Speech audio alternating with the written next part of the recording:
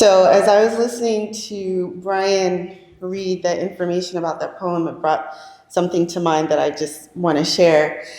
Um, my dad loves to talk about his culture. He loves to talk about Haiti all the time. So we never grew up with the stigma of being Haitian. And trust me, in the 80s, that's a huge deal, right? Back then, it was like being Haitian was like being the worst of the worst of the worst, right? But we never grew up with that. But once I remember my aunt passed away in 92. And I remember after that, my father telling us the ways in which people would share someone's death culturally. Uh, the the morning that my aunt passed away, my mom came into my room and she turned the light on in the closet. It was already a bright day, but she turned the light on in the closet, and that's what woke me up. Go figure. And she said to me, "Your aunt just had a heart attack." And I thought, oh my, okay, I'll pray for her, right? And because a heart attack is not a death sentence, like we live in the age of you have a heart attack, things can work out, right? Later on that morning, so I got up, I couldn't go back to sleep, got up, went downstairs. My brother had just gotten in about an hour earlier. He'd been out all night. And I'm waking him up and he's like half awake. And I said, something has happened. And I go upstairs and a friend has come over to console my mom and everything. And she says, "Oh my gosh, I can't believe she's dead." And I turned to my mom, I was like, "She's dead." And so she hadn't said that she passed away. She was already dead. So later on, my dad explained that culturally, you do not shock someone with the truth, right? You say, "Oh, this happened. She had a heart attack." Then you wait a little bit and you say, things aren't looking too good. And then you wait a little bit more and you say, "Well, I think that they're thinking that, this person's going to pass away." All the while, the person has already passed away, right? But it's when I heard the poem, right? Tell the truth and tell it slant. That's what came to mind, right? You tell it, but you tell it slant because you're not trying to shock people into what has happened. So today we're going to talk about the hard truth and the gentle lie. When I was writing this, what came to mind for me was when I was around 9 or 10 years old. Around that time, I think I've spoken about it several times, we lived in Salt Lake City. And we moved to Salt Lake City in the summer. So the following summer, my mom took us, the three of us, and we went back to vacation to visit in New York. And that's where all our family was. So we went to visit family. And I remember one day, my mom and my aunt took my brother, me, my sister, and my three cousins. We all went out to go shopping. And we went to this store that was called Alexander's. I don't know if any of you have ever heard of Alexander's. It's been gone for years. But back in the day, it was the place to be. It was like a discount department store in New York. I don't believe it was a chain. I think it was really just that store. Anyway, while we were there, we were exploring the store. And my cousin and I were a bit away from my mom and my aunt. And my cousin grabbed a handful of candy in the candy thing, and he gave it to me and said, "Put it in your pocket," or "Put it in," I don't even remember if I had a bag or a pocket or what have you. He's like, "Just put it away." So I did. And mind you, I was older than him. I could have done something about that. I'd be like, "No," but I didn't. Then he said, you can grab some too. So I did. Like, what's wrong with me? Anyway, I'll never forget the guilt that I felt, right? I felt so guilty about doing that. And we continued to walk around the store, and the more guilt I felt, the heavier that candy became, and the more paranoid I became, right? I just knew someone was going to grab me and say, we saw you take that candy and we're taking you off to jail. I just knew that was going to happen. 8 or 9. I felt so guilty that when we got home, I went to the bathroom, I think I threw all the candy away, right? Before my cousin could ask me about it. And then when I was with my cousin, he's like, okay, so where's the candy? I was like, oh, I don't know, I lost it. I just lost it. And he was disappointed. I was relieved, and that was that. I never ate any of that stolen candy, okay? So all was well in the world. Interestingly, in that scenario, stealing was the lie. Then saying I lost it was the second lie on top. And I wonder what would have happened if I'd only been honest, right, as older from the very beginning. No, you shouldn't do that. Or if I'd been honest with my cousin and said, I felt too guilty to keep the candy, so I threw it away. So today I want us to sit with something we do often. And that is to say things like, I'm going to tell the hard truth. I didn't want to tell them the hard truth. It's not a bad lie, it's just a small one.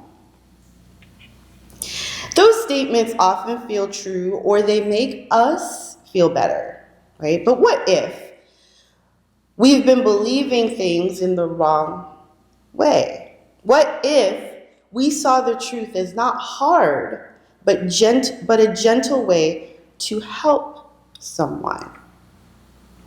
What if we allowed lies to be the things that are hard?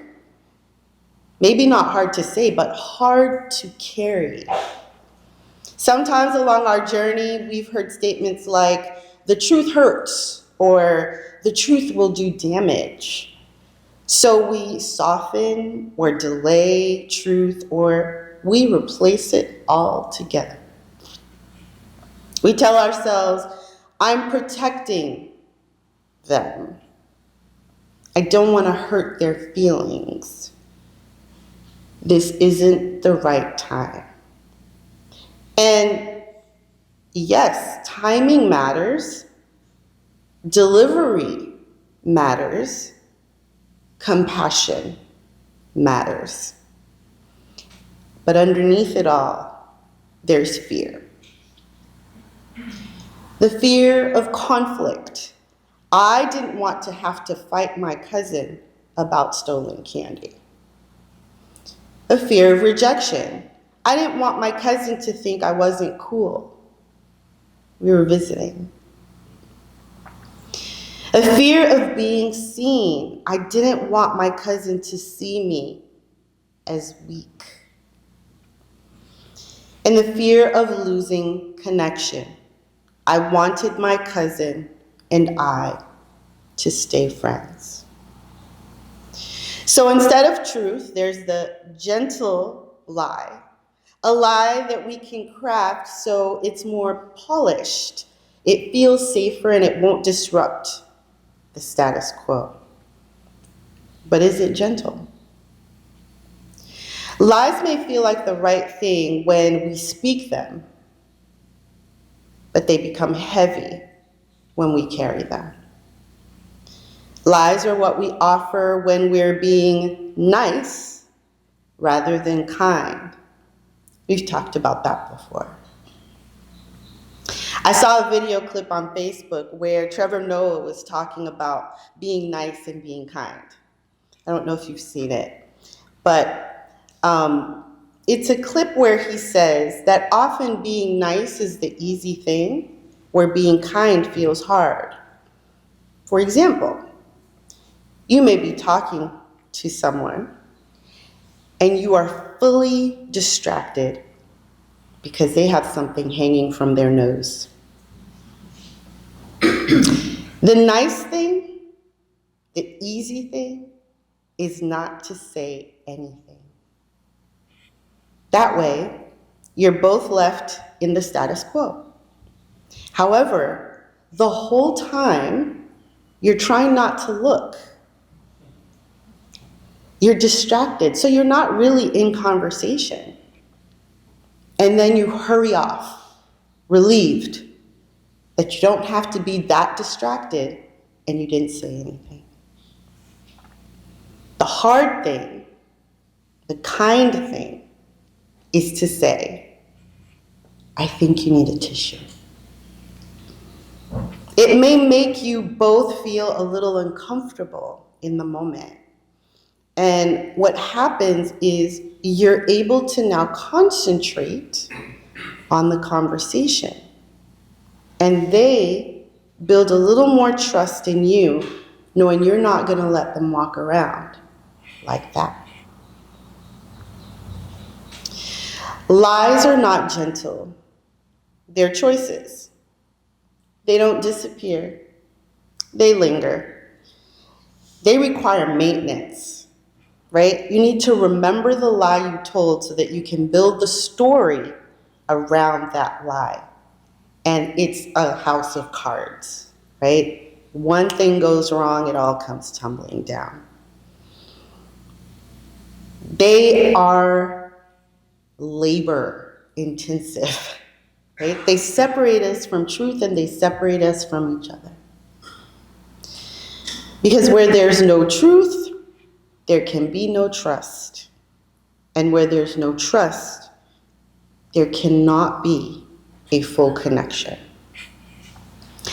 So what we thought was kindness becomes distance. Because then that person that you didn't tell they had something in their nose, and when they finally do see it, they're like, oh my gosh, I was talking to Sadie and she let me walk around like that?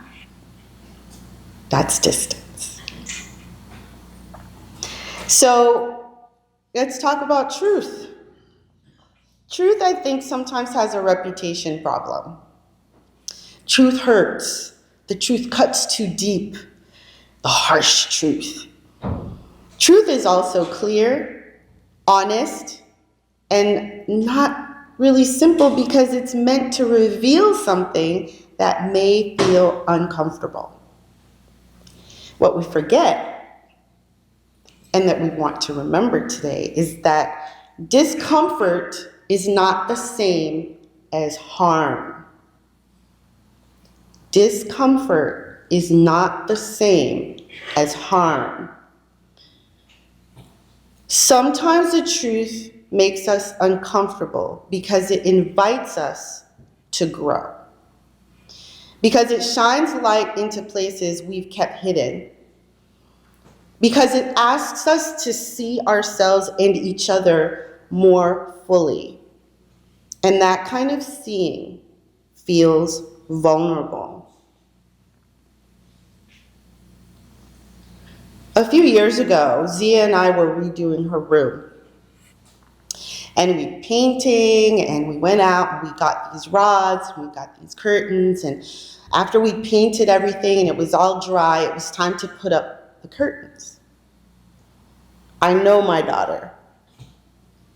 So when we went to start, she was excited. She took the rods out of the box, she put them in front of each window. We had put the curtains in front of each window. We were ready. And I turned to her and I said, Zia, where are the rod holders? She said, there weren't any. I said, no, there were rod holders, you just didn't get them. Like maybe they're still in the box. Let's go check the boxes. She said, well, I put the boxes out for recycling. I said, okay, well, let's go get them. She's like, I think they're already gone. And I said to her, I said, okay, all right, that's fine. I said, we'll go get some rod holders. I said, but you need to make sure, even knowing my daughter, you need to make sure that you, next time, make sure that you get everything out of the box before you throw it away. We went to the store, and lo and behold, we get to the aisle, and the rods are separate from the holders. So I had choices. I could let that lie, right? Let it be. Or I could confront it and build trust with my daughter. So when we're leaving the store, I said, you know what, Zia? I need to apologize to you. So because I know who you are, and I know how meticulous you are, and I was wrong, right? Because I saw in the store that the rods were separate from the holders. I said, I'm sorry. And Zia said, Mom, it was a relief for her. It was a relief for me. Mom, I was so concerned that I had thrown the holders away. She said, but I had crushed the boxes before I put them in the recycling. So I knew there was nothing in the boxes. But what I had done was making her feel as if she had done something wrong. So I had to honor the truth of it all, right? Or I could have just continued because I'm mom, right? I'm the mom. Moms are not wrong, right? I could have continued with that. I opted differently. When we speak truth with love and intention, there's relief. She was relieved. I was relieved. Everything was fine. When a doctor tells you the truth about a diagnosis, there's relief, right? When someone finally tells you the truth about something you already felt but couldn't name, there's relief. Truth has a way of aligning us. It brings our inner knowing and our outer reality into agreement.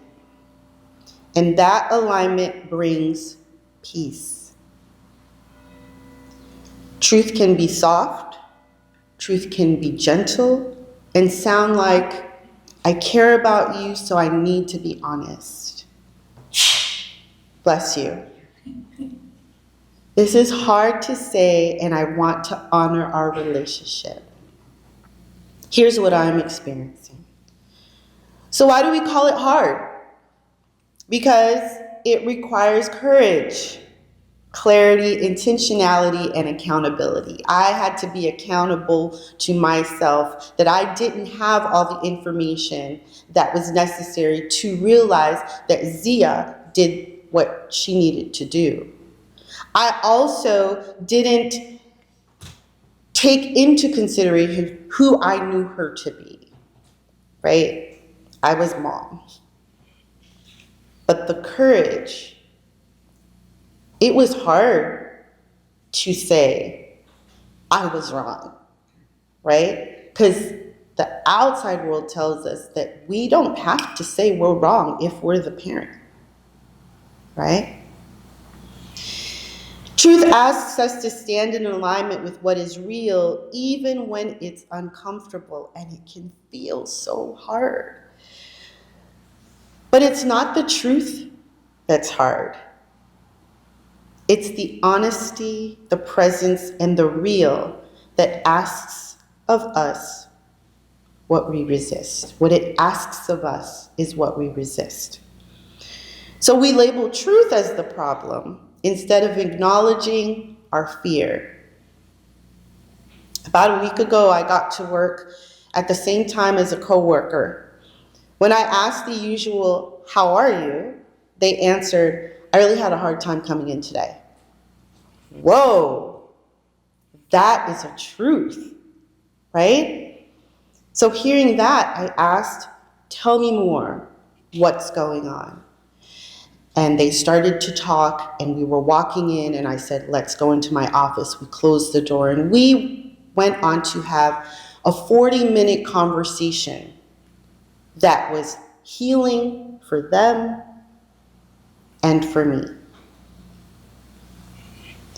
The gentle lie that often comes up when we say, how are you doing? I'm fine. If you're not, it's okay when it really hurt. I'll think about it when the answer is actually no. And everything sounds good. Everything's good when something is breaking inside. We want to keep the peace. But what kind of peace are we keeping? It's a peace built on silence. It's fragile. It's avoidance. It's temporary. It's built on lies. It's not really peace at all. What if we completely reframe truth? What if we saw telling the truth as an act of love? Many spiritual traditions remind us that truth is not something to fear, it's something to walk in. We walk in truth, we walk in light, we walk in freedom, we walk in alignment. Because truth releases us from pretending, performing, and carrying things alone. Truth frees you and allows you to create space for others to also be free. What I would like is for you to leave here with the idea that kindness is the key. Truth sounds like, I want to share something honestly, and I hope we can hold it with care. It sounds like, I may not say this perfectly, but I want to be real with you. And it sounds like, this is what's true for me. Rooted in compassion, awareness, and responsibility. It doesn't say, and oftentimes people take it like this and decide that that's how it needs to be, but it doesn't say, here's the truth, deal with it. It says, here's the truth, and I care about how it lands and the space that we make for it. Maybe truth has never been the hard thing. Maybe it's always been the healing thing. And the real work is learning how to hold it with gentleness. Because when truth is spoken in love, it doesn't break us. It brings us back to ourselves. And it brings us back to each other. Please rise as you're able.